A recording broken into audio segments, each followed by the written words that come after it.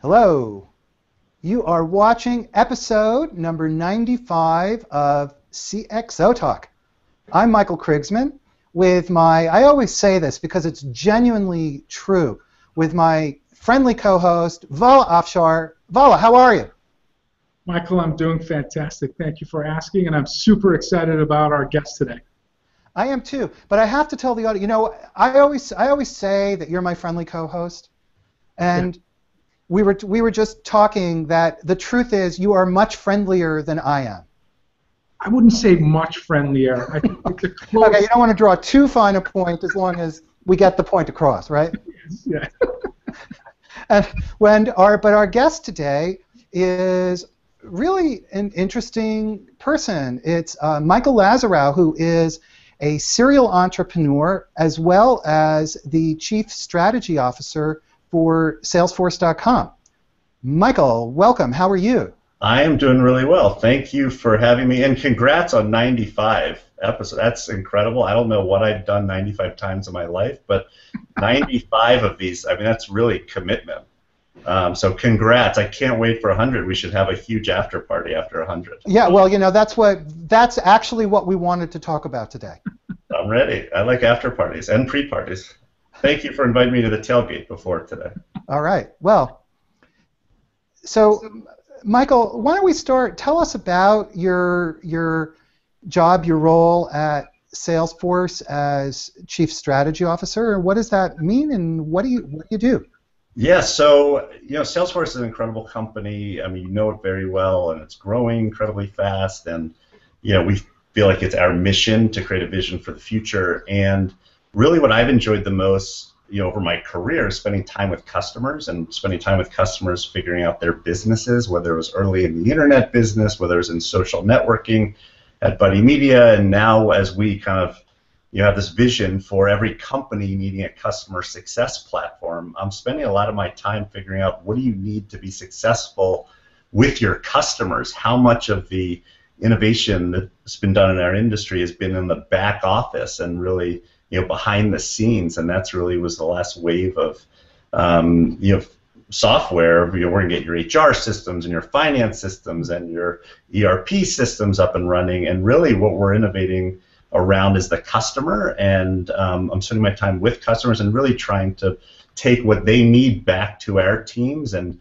take our teams to the customers, and that's what I do on a day-to-day basis, and they thought that Chief Strategy Officer was a great title for it. So, I'm trying to put myself in your shoes. So, you've got Forbes magazine for the last, 3, 4, 5 years, naming Salesforce as the most innovative company in the world. Your boss has been named, the top CEO in the country, and now, they're tapping on your shoulder and saying, Michael, we want you to be the Chief Strategy Officer for this amazing company. Do you just wake up some mornings in a cold sweat, or tell us about the challenge of and the responsibility. Yeah, the great part about Salesforce is run by entrepreneurs. So what we I think forget many times is that it wasn't long ago that Mark was just an entrepreneur with an idea for Salesforce and cloud computing, an idea for philanthropy. You know all about the Salesforce Foundation. You've come to Dreamforce and seen how important that was. And fast forward 15 years later, and yes, it's a larger company, and we love the growth, and we're going to keep that going. But really, it's still that entrepreneurial spirit, and it's that spirit of creating a vision for the future, ours around the customer success platform, and how do we get there faster? And that's what I'm psyched about. I'm psyched to wake up, talk to really big companies I've known forever, and think about how do you connect with them in a whole new way through mobile apps, through cloud computing, through social, through big data, and using kind of very intelligent algorithms to sell better, service better, market better. And so, it still feels like a startup for me. It still feels like we have a lot of stuff to do. We have to move fast. We have to get to the future before our customers.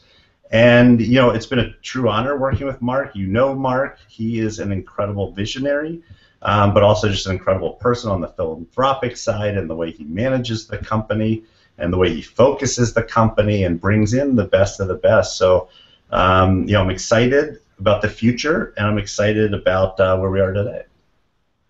So really, in a sense, what you're doing is you are rethinking what marketing actually means, based on data, based on analytics, based on expectations, based on the evolution of expectations on the part of both brands and, more importantly, the expectations of their customers. Yeah, no, absolutely. I mean, I actually come out of the marketing industry, and my last role at Salesforce was very much kind of marketing cloud focused, and no doubt we have the #1 marketing cloud that's trying to help our customers connect with their customers, and what that means is, yes, we have a best-in-class email system and best-in-class social and best-in-class social ads and all of this technology, but we realize that it's not just about the tools, it's about how do we connect marketing to sales, which is a big issue for a lot of our customers. How do we close that gap so salespeople can be empowered and the leads are there and the pipeline is there and that they're productive, making the right calls each day?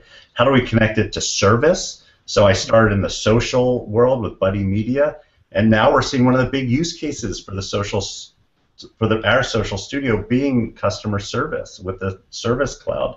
People on Twitter saying, "We love you, we hate you, you lost our bags, I can't access my account." And you look at a company like Activision, and they used to have over half the people call them up on the phone, and now 80% of all customer inquiries are handled by their social community. And what does that mean for their advocacy, for the cost savings in the service department? So it's really this vision of marketing that's much broader than we will help you connect the dots between cookies and do your digital marketing. We'll connect you to your sales team, your service teams, and help you build apps better and understand what's going on with analytics. And it's a much broader customer or consumer on the B2C side proposition.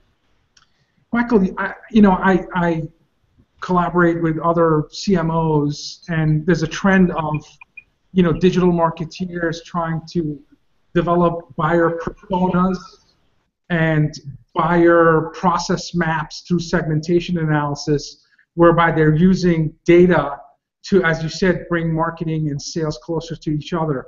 You mentioned big data. What are your thoughts about use of data and analytics in terms of perhaps a new way of marketing more effectively to grow a business? I mean, really how we manifest that is, and I agree with you, the proposition being big data driving a lot of the marketing. For us, it really comes down to customer journeys.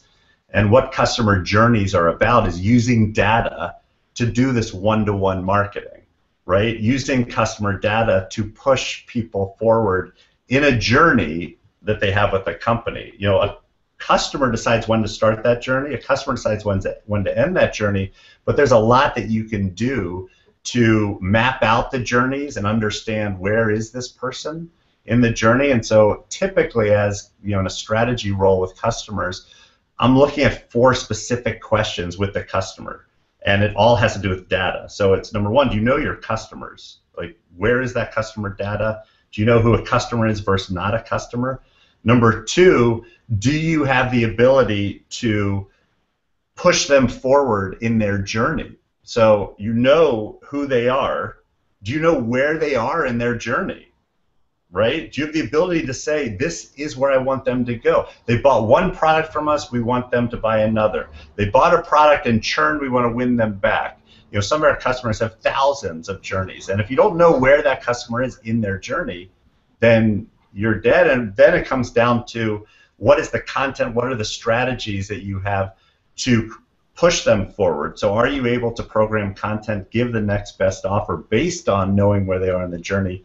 And 4th is, can you measure it all? And a lot of that is optimized on the fly. Some of it's real time, some of it's not real time, but we're getting into a world that every message is customized and personalized. If you come into the website, if you come into a kiosk in retail, if you get money out of an ATM machine, those messages are being customized. Obviously, what's happened with this and all the other phones that I have here, I don't know why I have this, but I have Man's Search for Meaning on my desk, which I just realized, which I don't know what that says, but it is a great book, one of my favorite books. Adam Braun just gave it to me. But because of the phone, there is so much data, location data, usage data, social data, and we have these things with us 24 hours a day, right? We all sleep next to at least one of our phones. And so, we're in a world that if you are not using intelligent data or intelligently using data to push customers along, you're just going to get crushed. Every industry is going where Uber is, which is you push a button and the company comes to you versus you go out and have to go to the retail outlet between 9 to 5, but they're closed at lunch when you have your free time, right? Well, Michael, you wrote an article for Ad Age where you asked the question, how is the brand helping customers? So tell us what you're describing.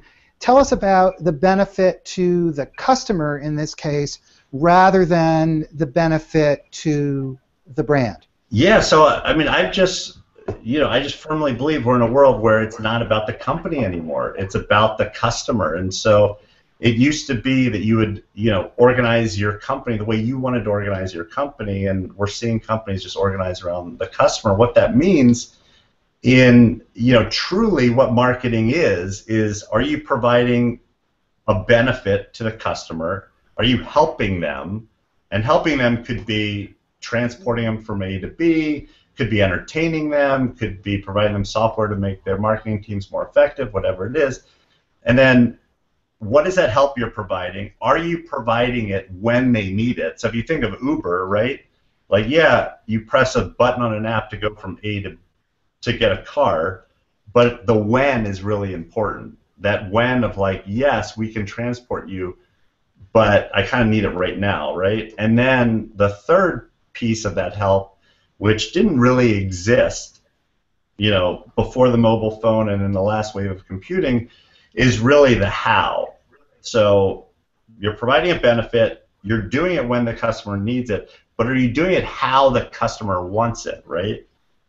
Do they have to get off a couch and drive into your store just to get something done, or are you doing it in as effective way as possible? And the companies that we see growing the fastest, the most innovative companies have really, played in the how space. So Uber wasn't the first to invent the limo service, but the idea that they're delivering it through a push of the button, right? Here's me getting a car, right? Not really, because the phone's off and I have nowhere to go. But it's pretty revolutionary. And we're in a world where you get crushed if you be providing the best service at the best price, but you're just not delivering it in the way that customers want, and they're going to be they're going to go somewhere else. Sure. But it's all about the data, though, right? That's the point here. I don't think it's all about the data.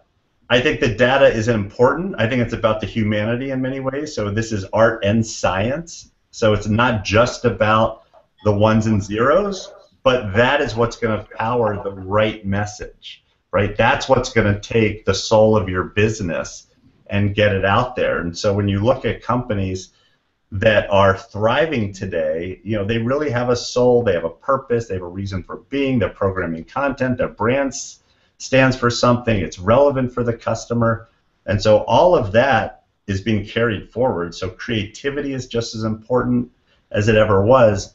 It's just the element of data helps you kind of target better. So think of the cell phone industry, right? Or Live Nation, a big customer of ours, who we love. They have hundreds of millions of customer data points. They have all the transaction history. They have all the music preferences.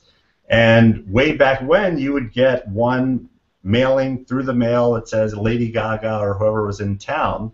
Now you're getting real-time mobile alerts, emails with just your bands in it. You walk into the venue, and up pops information. They're taking responsibility for that. It's all personalized for your specific taste. So it's still about the music and the messaging, but it's just personal in a way that it never has been personal. So Michael, in terms of modern marketing, are we talking about a bunch of new P's? In the last minute or so, you talked about precision marketing, you talked about personalization, you talked about being proactive, you talked about purpose. I mean, are we just simply good marketeers or leveraging technology to build a more intimate relationship with customers? I think that the, relevancy drives business results. So like there are companies you buy from that you just buy from, right? There are companies you buy from that are really relevant to you. And typically you build relevancy using the data, right? Like, well, this company understands me. This Italian restaurant, they just know what I'm going to order, and I know the owners, and they're like really relevant because they kind of know who I am. And so we're seeing that the best marketers are doing that. I was just with the Kimpton Hotel team, and they've had a huge transformation. They launched their Karma program, new websites, new branding, and the whole idea is that every message is personalized for that person. Are they a member of the loyalty program? How loyal are they? Is this someone who's been with you for 10 years, for 1 year? And what I get so much satisfaction over is they were just rated the top in customer satisfaction and kind of emotional attachment among all the hotel groups. That's a company that now has 93% customer satisfaction scores in the hotel industry, which is probably little below kind of cable TV and some of the utilities. But you're very vocal about the hotels you stay in if they mess up, and I just look at that example of like a service company taking the service to the next level using data, letting you check in to your room in some of their trial hotels with your phone, not having to talk to anyone. You go to the airport now, you don't have to wait in line.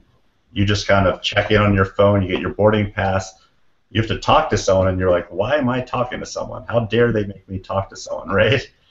Now, it's still very personal, like when you check into Delta, but they've done it in a way that is just seamless, which is awesome. Michael, what you're describing is, I think for many companies, almost science fiction. For companies in Silicon Valley and for some of the largest companies, they're on the leading edge of this. But what advice do you have for a company that is hearing about this and it sounds just wonderful, but they're not sure how to get there? So how do you get there if this is a new world for you? I mean, I think what we're talking about here is table stakes for the entertainment business and for the hospitality and service business. I think it gets to be trickier for industrial companies and some B2C companies that have done business a certain way. They manufacture products. They have very large sales teams that aren't trained in the new way to work. And so, and frankly, that's where I'm spending a lot of my time. However, just because it's hard is not a reason not to do it. I look at the work that Stanley Black & Decker is doing on their own. I mean, obviously they use some of our products, a lot of our products, but they've built this whole generation of kind of connected tools that connect them with their customers in this entirely new way. So when the tool breaks, their service technicians can go to them versus the other way, and kind of lost productivity based on kind of tools not working is not great. And so they have basically built on top of the Salesforce One platform and embedded chips in their wrenches, which you may laugh at, but that was a very important decision for them. And they are now telling their operators when the tools need to be calibrated, right?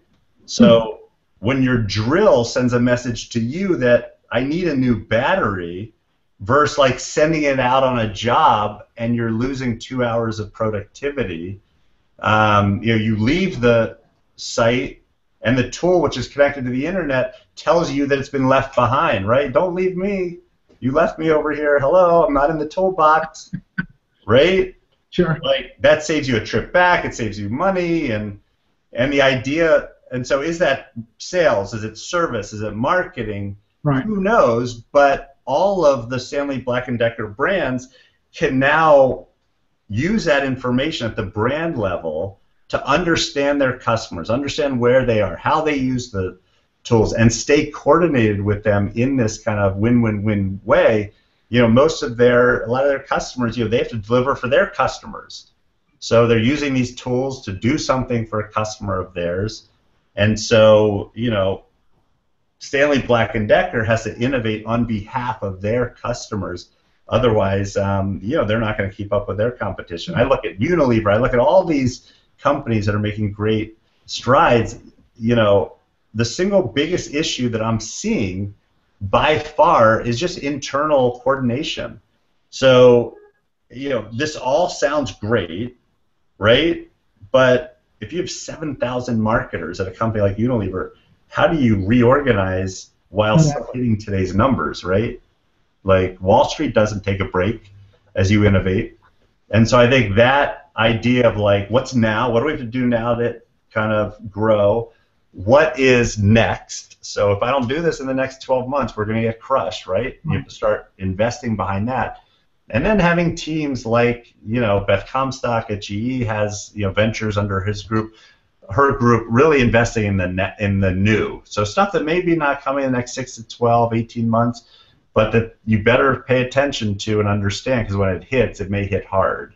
Sure. And I think that's where we were with connected products at last Dreamforce, and this Dreamforce, people woke up and said, whoa, like, this Internet of Things is actually the Internet of customers. We have our customers connected. And that's driving, just look at what's happening at Davos, look at what's happening at any event. Every company's a tech company these days. So Gartner's advice to IT is that they need to think about bimodal IT, where you have training and discipline with both marathoners and sprinters, folks that are trying to build operational excellence with long-term projects, and folks that are adaptive and driving digital business transformation. Does marketing need to have, you just mentioned a client with 7,000 marketeers. Do they need to have bimodal marketing, where there are folks thinking about Fitbit and Apple Watch and Google Glass and your GE sensors on airplane engines, and how do you take all of that data and create insight and rapid decisions and actions throughout the organization to benefit the customer? Well, I think so do they? Yes, but I also think that we're seeing the emergence of the CMO really as the customer journey officer. And at the end of the day, it's really the CEO-CMO partnership that's going to drive the business, because the product you're selling is no longer separated from how you market. So those technical innovations that are in your products, how you connect to your customers through your products, that's what goes in your TV ad, that's what goes into your digital advertising, that's what goes into your social advertising. Case in point is the GE commercials of the connected hospitals with the Matrix, or you look at the car companies, right? How many of them advertise, hey, we'll get you from A to B the best way? It's always about, we have safety breakthroughs. You can bring your music into the car. You kick the bumper and the thing opens, right? Like, it's all, and so basically, the reason why Uber, I think, has just fascinated everyone, and Lyft and Airbnb, is the product innovation, and the marketing is one and the same, right? Like, what do you do at Uber? You just look at the product and, like, tell your friends about it. And I think that's what, in many ways, that's what all of us want, right? Like, I can run my business from my phone at Salesforce, literally. Like, I'm on a computer right now because you guys said it was on Google Hangouts. I have to, like, log in. But I'm never on a computer, right? Like, I do everything with this or this. That's right. But I have two, like many of us, because I spend most of my day like this, right? That's right. I'm on the phone, but I'm also looking at customer information or whatever I need for the phone call. And so finally, I'm like, I can be more productive with these two than with a computer and a phone. And we're just, what's happening is you look, things are coming so fast, faster than they've ever come. Definitely in my life. I used to be a young person in this industry, but now I'm like one of the oldest in the internet business. And it used to be like every 3, 4, 5 years you see something shift. Now you're getting that every month, right? Every 2 months, like, there's a seismic shift. Well, what you're really talking about there is the business model innovation. Right? That's Absolutely. where those companies, Uber, Airbnb, Lyft, are rethinking their entire relationship and role to the market and the role that they play with their customers. Yep. And so then the marketing of it becomes it's almost it's integrated into it, but it's subsidiary to the underlying disruption that they're causing because of their business model change. And a lot of it's because, like, you know, we would create products, whether software industry or tool industry or car company, and not realize there's a person using it, right? And I think with this mobile-first world, like, if you just start with the premise that behind every app we build, there is a person who has to figure out how to get some sort of like personal or business value out of this, some help, then it fundamentally changes how you build products. You can no longer just sell stuff and go away. All of a sudden, when I have the new Sony camera, which is here somewhere. I have a football game tonight with my son, and so I'm going to be taking some pictures. And I have this new camera, new lens. It's connected to the internet, right? Now, when it breaks, why isn't there a button on this thing? And I just look for it that says help, right? That help button. You know, the Amazon button where on Kindle where you just press it and it's kind of the Mayday button. That will be on every product, right? Every product's like, if it's broken, I want to press a button and get help. And so how do you do that within an organization, right? That's really one of the big missions of our Service Cloud is that, this Mayday button that, like, if you have a connected product and it's not working, then the company better be standing behind that product and help me when it's not working. Versus there's a disconnected world of like, oh, it's not working. I go to the Sony store on 57th Street. I have to wait in line at lunch because the only time I can go, and I'm hoping to get back to my office in an hour before people think I'm just slacking off, right? So you guys just did a marketing research report based on input from, I believe, 5,000 marketeers. Was there anything in that report that surprised you? Any lessons learned and things that are just... Go ahead. I mean, so it surprised me every year. We've done this like many times, and so what surprised. Well, first let me just tell you what happened. I mean, basically we asked 5,000 marketers what they're like most focused on and increasing spend in, and the top 3 were social related, which we thought was interesting. Number 4 was mobile, and then we talked about data and a bunch of other stuff. And on the social side, what's happened is social engagement and social marketing. So one is kind of like, we're engaging through social channels. The other is like outbound marketing through social channels. Really, the social engagement piece is growing incredibly fast because there's such a huge value in getting kind of the phone calls and the emails out of your customer service center and into kind of the more cost-effective, faster channels. And so that's driving it. And overall, it's kind of, we've talked about social for so long, but it's now business. It's social selling. I mean, Vala, you've pioneered this in many ways through your kind of own marketing and the stuff you've done at Extreme Networks of like, how do you use social actually to give, or jab, jab, jab, as Gary Vaynerchuk would say, and then, the right hook, that you're landing business out of it. And mobile, right? Which I look at social. Mobile is the same thing, right? We open up our phone and we look at email, Facebook, Twitter. Pick if you're in Asia, maybe Line, Weibo. But it's basically these are social devices. It's our friends in our pocket. And so social, mobile, video, that is the new TV experience. That's really where the shift of the dollars is going, from TV right into mobile apps, mobile advertising, social properties. We don't listen. This will be the first Super Bowl that I don't think we make a huge deal of social because that's how we live, right? That is true. So, Michael, we were talking just a moment ago about startup business models, and you have started 4 startups yourself, and you've invested in at least 25 others. Yeah. So obviously, you like startups. Yeah, I love them. I love them. So, what are some of the predictors of success for a startup based on your observations? Yeah, I mean, so for me, I think you have to get the space right. So, I mean, from an investment perspective, I really like big, hairy, wide open spaces. And so a lot of the stuff that I'm focused on and doing are just like huge markets undergoing change. So for the last 3 years, I've been doing a lot of media stuff, starting with, even before that, Facebook and Tumblr, and now, an early investor in BuzzFeed and Mashable and some media companies. Mobile is obviously huge things going on both on the consumer side, on the enterprise side.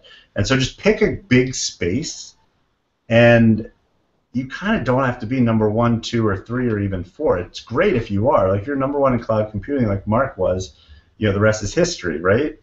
But there are many other companies. I stood on the shoulders of Mark Benioff, taking his model of cloud computing, bringing it to another industry, and did okay because it was a huge space, right? We created a business, and the timing was good, and we're still on our mission. Number 2 is just people. Startups are lonely. There's been a lot of stuff written about kind of CEO depression and this pressure we put on ourselves to succeed. It's a great interview with Serena Williams on ESPN on Saturday. I happened to be watching it with my kids, and she's asked a great question by, I forget who asked it, the reporter. It was, do you do what you do like on an island, trying to succeed because you want to win or because you don't like to lose? And she said that she's driven much more by not wanting to lose. Like the pressure to not lose is so much bigger than the happiness that she gets from actually winning, right? And so I think if you have to pick founders, like I was fortunate enough to invest in Josh James at Domo, who is a great founder. He's on a mission, he's level-headed, he's aggressive. I look at Jonah Peretti at BuzzFeed. All great entrepreneurs have this kind of drive, internal drive, and the ability to execute. That's awesome. And then the third thing that you want to do is just raise a lot of money. The only way you can go out of business is like run out of money. So I tell all entrepreneurs, like, you have 3 jobs as the entrepreneur. Like, don't run out of money, don't run out of money, and don't run out of money. Show me a company with 20 million in the bank, and you'll maybe figure something out, right? Show me one that has 0, and it's going to be a lot of pain for the next few years, kind of unwinding everything. So, I'm an entrepreneur. I've done now like 50+ deals. Time will tell if I'm an investor as well. I love entrepreneurs. I'm addicted to startups. I started my first in college and just got fortunate with timing. The internet, right, took off. I was a journalism major, and you can kind of see even back in the 90s, I know it seems like forever, you could see that like this whole idea of printing stuff on paper and like driving it in trucks with gasoline to people's houses, like that wasn't going to last that long. And so I'm probably more addicted than I should be, and we'll see what happens on the investing side.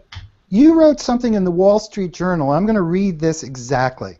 You said, you spoke about venture-backed lingo slingers that contaminate the entrepreneurial well. Wow. I don't even remember reading that, and I'm surprised there isn't a to be sure in front of it. I wouldn't believe anything in the journal, that's all I'm going to say. At the end of the day, like, tech is a new Hollywood. Everyone wants to get into tech. Everyone wants to do startups. You go to CES, and it's, you see how big it is. You go to South by Southwest, and it's the entertainers who want to come. You go to anywhere, and everyone has an app idea. Everyone has wants to be a startup, but it's it's not the easiest lifestyle. It's I've always worked with my wife. People ask, how do you work with her through 4 companies, and for us, it's just like it's been a way of life. It's been a shared life. If you can't work with people you love, who do you work with? Like people you hate, right? And so I think it's dangerous when, whether it's through television or through like the media, with the amount of money being made at some of these outliers like Instagram, Facebook, and Twitter, and all those, that it's dangerous when people are getting into it for the wrong reasons. Are there certain areas that pique your interest right now that you can share with us in terms of I'll share everything. I mean, so if you look at what's going on, there's just a few trends that are like so obvious, right? And we're just beginning. I think social is still there. How we use kind of a lot of this data that's being created. 90% of all data in the world has been created in the last 2 years. Like, how do we use that to live better lives, to trade better if you're on Wall Street, to identify health issues or municipal issues, mobile, like we're just like not even scratching the surface there. I think nationwide over the next 10 years you're going to see the legalization of pot everywhere, which I just think is interesting as an investment area. This whole new farming industry that's like coming up, and there'll be a lot of companies creating technologies for that, lighting technologies and communication technologies. And I think if you look at technology globally, it's still early. So I look at the work that like Tiger Global's done, a big investor who I've known since they started, and they find great companies all over the world and back them. And so what we take for granted as a market here, there are many countries that just aren't where we are. At the same time, we don't have the infrastructure that a lot of other countries have. So I speak to a lot of young entrepreneurs who say all the time they think like all the ideas are taken. And I remember sitting down with I was a best friend with my grandfather. He died when I was 96, and he used to say that, like, when I was growing up, everyone would say, "Oh, all the ideas are taken," right? He ended up building low-income housing and owning movie theaters, and he was a great entrepreneur. But there are so many ideas, and we're living in just an incredible country that rewards both success and failure. It's easier to get jobs saying, "I did my own thing for 3 years, and it was a disaster. Like, totally ran it into the ground and made every bad decision." Like, you're then differentiated versus I've sat here and just like taken the paycheck and this is what I've done. That's a great country that does that. Absolutely. Not every country's like that. Absolutely. What about the notion of startups becoming an extension of corporate innovation efforts? I know at Salesforce has acquired a lot of companies, including your own. So what about this notion of startups serving as an extension of internal innovation?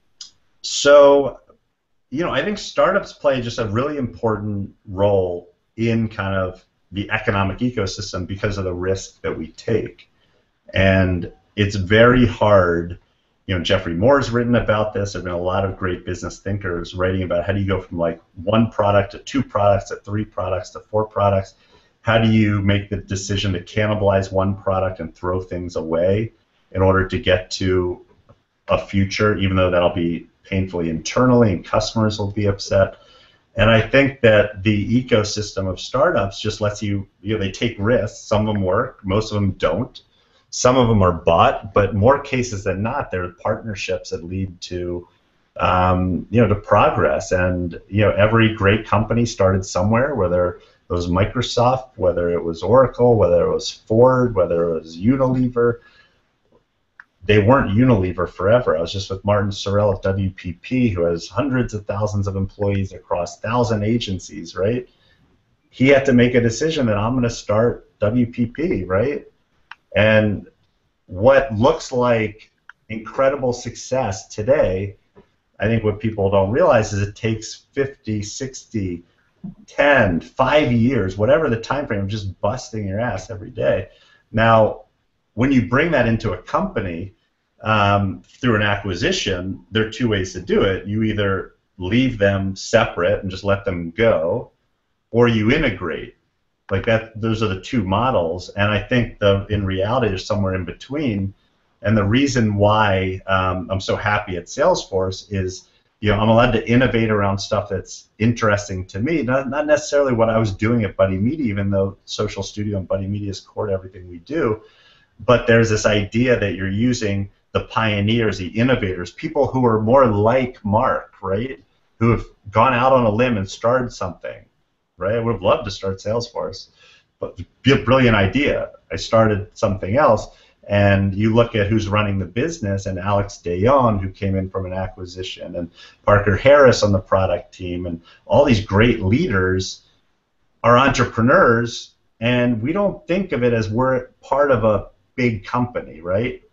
Yes, we have a lot of salespeople and service professionals and people working on platform and product and all across the company, but we think of it as a company that should be able to innovate, and that's what getting new blood and getting entrepreneurial spirit into the company does. And there, I look at what Cisco, the technology company, the food company, has done with how they innovate, externally and kind of investing and setting kind of goals and financial outcomes, and then bringing them back in-house and letting them go innovate again. Every big company we're talking to has some sort of corporate ventures group, whether it's a tech company or not. And I think there's just, that spirit of you're going to have people who are pioneers, and you're going to have people who are operators. Neither one is better than the other. They're different, and in a true Moneyball scenario, you have to put the right people in the right positions. So does Mark want me actually operating a business? Probably not, right? Buddy Media's had hundreds of employees. We weren't at thousands of employees when we sold. But he seems to want me to be in front of customers talking about how we can help them connect in a whole new way. And I think if you are going to buy companies, you have to field people in the right position. And I see too often, my colleagues from the startup world, very successful entrepreneurs, who are shoved into a pigeonholed position, and they're not working on stuff that's important to them. Michael, we only have a few minutes left. Give me some advice. Give me and other marketeers some advice in terms of how we can improve our companies or organizations' ability to build meaningful relationships with customers. Yeah, the most important advice, and I see it every day, I just saw it today in a meeting, is, as marketers, we want to do everything. We want to think big. And I think what I've learned from Salesforce, and to a certain extent limited resources at Buddy Media, my other companies, is that focus is so important, right? So just figuring out as a marketer, what are the top 3 things that I have to do this year in order to propel this organization forward? And it could be lead gen, pipe gen, it could be rebranding, could be kind of connecting in this entirely new way that you may not know. It could be working with the product team to get your current products mobilized. But as a marketer, it's what do you need to do? What are the top 3 things you need to do to connect with your customers? Even if it doesn't live in your group. And it could be kind of changing how you operate internally. Those of us who've been CMOs, we get fired every 2 or 3 years anyway, right? Sales go down and they're just get rid of the CMO. It's like NFL coaches these days. And so you might as well, while you're there, focus on stuff that matter and say, listen, I'm not going to do much this year, but what I am going to do, I'm going to hit out of the park, and I'm going to have resources behind. And even if you look at how Salesforce or even Extreme Networks markets, which is a very successful company, right? It's all about focus. We have events. We spend a lot of time with customers, so field marketing events. We do pipe gen. We've connected kind of sales to marketing in a very meaningful way that when someone raises their hand and says, hello, I want information, we treat that like gold. And you don't see us doing a lot of one-off riff-raffy type stuff, right? You're not going to see us doing. And I just look at, I want to do big, sexy, award-winning stuff, right? I would love to see massive stuff wherever I am. We did that at Buddy Media, airport ads. It was so fun using venture money to do that. But at the end of the day, what are you going to do that's important this year? And for us at Salesforce, there's nothing more important than the mobile phone. So making sure that our products are connected, that everything you access through Salesforce is enabled and possible through the mobile phone. And then the other thing that we're spending a lot of time on is customer journeys. So we no longer have just one product at Salesforce. It's no longer just the Sales Cloud. We have, #1 cloud service, we have #1 marketing cloud, we have community product, we have data product, we have, the #1 enterprise platform, 4 million apps, 1.8 million developers. And so understanding like where our customers are, what are their business problems, and where do we need to go with them in a joint way to get to their future faster. Not about what we want to sell, what can we do to help them get to their future faster. And that's like really exciting work, and I'm spending a lot of time just figuring out what are those journeys. So, we're out of time, but before we go, you recorded a video that described experiences that you had and related to almost death. And maybe share with us your view. How did that inform your view of and your relationship to failing and taking risk and not failing and so forth? Yeah, I mean, really quickly, I almost died a bunch of times. I was born with a congenital heart defect, and it basically kicked up again when I was in college. And so I had some heart surgery. You can see I have like a big, I have like a zipper right here. They tried to fix a valve and close a bunch of holes, and that didn't work. And I had 0 blood pressure 8 days later, and my valve burst. They put in an artificial heart valve, and the Sunday that we signed the deal, I was in the office alone. And when you're alone, a very high energy office. I don't even know if I've told this story before, but a very high energy office, but when you're kind of alone, there's nowhere to turn, but you go internal. I just felt very grateful, really going back to the idea of being alive. And one of my very close friends had just died of cancer, Jen Goodman-Lynn, who started Cycle for Survival, and there was a kid in Austin, Texas, who did a video about seeing his death that only came out after he died, Ben Breedlove. I've since become good friends with his parents. And I put together that video, and Cass, I did it really more for me and the company. Cass said, you got to put it out there. I put it on YouTube, and it just kind of went viral. And even today, no matter what issues I'm going through every day, I literally think about this. I'm still alive, right? I'm playing on extra time. So the worst, what's the worst thing that's gonna happen, right? Okay, we run out of money, whatever, we're alive, and it's just a mentality that I've when you see your rabbi over your bed in a tuxedo because he's going to bar mitzvah that night, but you're in a hospital bed and you think you're dead and that's what happens, concept, of, Rabbi Joe Weinberg over my bed has just stuck with me, and so I try to live most days as if it's my last, but it's hard, right? I have just as many worries. I have a lot of fears myself. I'm scared of sharks. I think I'm going to be eaten by a shark every time I go in the ocean. That's why I like Turks and Caicos. It's clear water. You can at least see it coming, and maybe outswim the shark. But that's where that story came from. Michael, all right. Well, inspiring. Unbelievably really interesting. Sure. So, Vala, we have to ask Michael to come back another time. He was awesome. That was the fastest 50 minutes we've had on this show. Thank you so much, Michael. Truly, thank you. I appreciate it. No, thank you. I'm honored. And next time we'll talk about cameras as well. I would love a show on cameras. Love cameras. So I would like to thank everybody for watching episode number 95 of